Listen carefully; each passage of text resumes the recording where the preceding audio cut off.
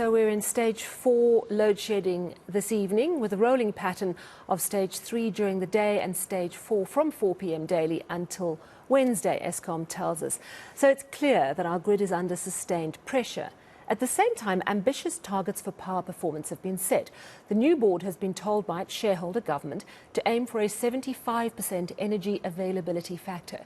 Given that currently our grid is functioning at below 60% of its capacity, how likely is this? I'm joined now by Professor Mark Swilling, Chair of the Development Bank of South Africa and also member of the National Planning Commission. Prof, thank you so much for joining us this evening. Let's just start with stage 4, where we find ourselves this evening.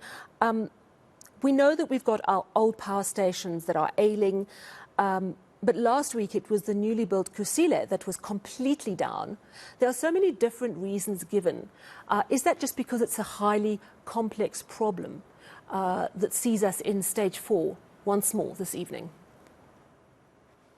It's an extremely complex problem, and the causes of the high levels of uncertainty and instability of the grid are multiple, but they boil down to inefficiency, corruption, sabotage, and the aging, the very old nature of many of our power stations, which should be closed in the near future. So last night we heard the President speaking, and he was giving an update really on the state capture report. One of the things he announced is that the investigating directorate is going to become a permanent feature, a permanent mandate to root out corruption. Do you think this is necessary and important and will make a difference at places such as Eskom? It's absolutely necessary, and it's long overdue. We also need significant strengthening of the NPA and a more aggressive prosecutorial approach and strategy. But Eskom itself has almost become an intelligence agency in its own right, in the way that it is hunting down and making sure people are getting charged for corruption. And that includes some of the top leadership who we've seen in court, as well as really hundreds of people lower down. And I think this is the point that I was making with my colleague who's been covering what the Transport Minister said today. It's not just state capture project back then. It is ongoing corruption, state capture, however you want to call it, because eventually it creates an alternative reality at that parastatal, doesn't it? Yes, I mean, the President's message was we must make sure state capture doesn't happen again.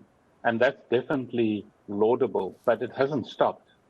And so we continue to have systemic corruption across many state-owned enterprises, across many local governments, and as we know, also across the private sector. I mean, the eventual coming home to roost for Steinhoff and its leadership is a clear indication that across society we have a kind of pandemic of corrupt behavior. So lots of problems to deal with at Eskom in particular. At the same time, really ambitious targets set by Pravin Gordhan, the Public Enterprises Minister, for the board. He's saying, I want you to get the energy availability factor up to 75%. Quickly refresh us, what actually is energy availability? Last time we spoke, you said we're down below 60%. Yeah, well, actually, we dropped below 50%. But I mean, just to make it clear, I'm talking in my academic capacity here. So what energy availability effectively means is how well the generation machines perform. So, for example, if you have a car and you can drive it 80% of the time, but 20% of the time it needs to go in for service and repairs, that means you have a kind of 80% availability factor for your motor vehicle. And that's really the same applies to the 90 energy generation machines that are in our 15 power stations. They need to perform ideally, especially if they're new, at 80%, which means 80% of the energy they're capable of generating should be available. But if they've been badly maintained, if you don't take your car for the service, which is what happened in the past, then these machines are going to deteriorate, which is what we have, and they're also aging. Just repeat for me what you said about our current energy availability factor. Well, we've dropped below 60%. We're in some cases, in recent times, we've dropped even below 50%. So does that mean that we are on, and I know that you've looked back over years and seen a decline, but do we continue to decline? Yes, there's been a systematic decline over many years. If you look at the numbers, say for example from 2016 onwards, it's a consistent downward trend. Now and again it improves, but overall it's a downward trend, and it's now dipped below 60% in recent months. So this is a very, very worrying factor. I think, though, the best that we can hope for over the next 2 years is that we maintain it at 60%.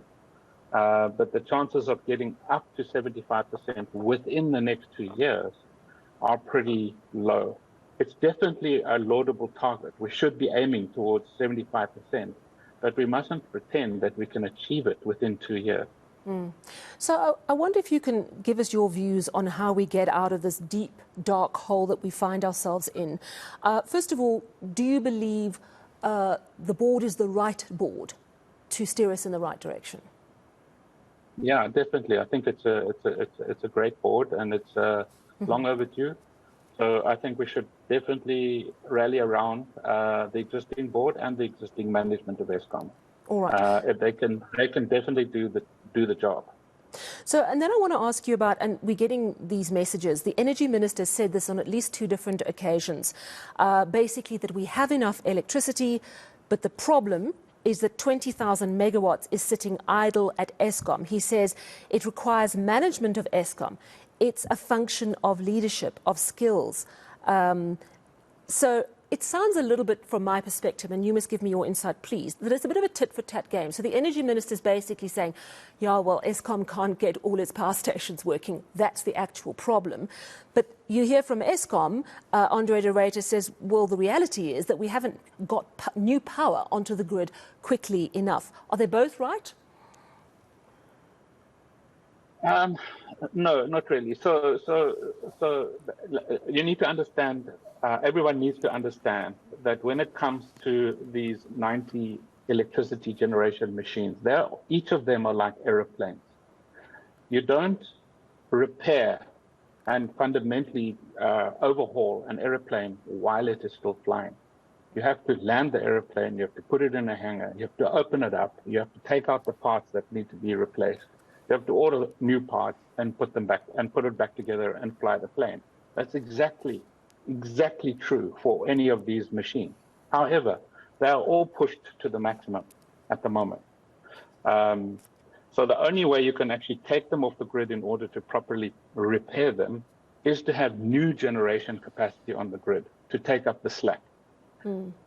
At the moment, we have nearly over 16 gigawatts procured of renewable energy. It's going to take a minimum of 2 years, to actually get those generators onto the grid. Once they're onto the grid, then Eskom has wriggle room. It has space to actually take the machines off the grid and properly rehabilitate and repair them and bring them back onto the grid, and to possibly close the ones that need to be closed.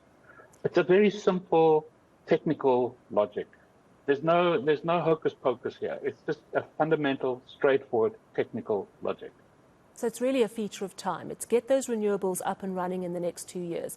That will relieve pressure on the grid, allow Eskom to take entire power stations off, fix them properly, get them up and running to their best capacity. Is that what you're saying? Exactly.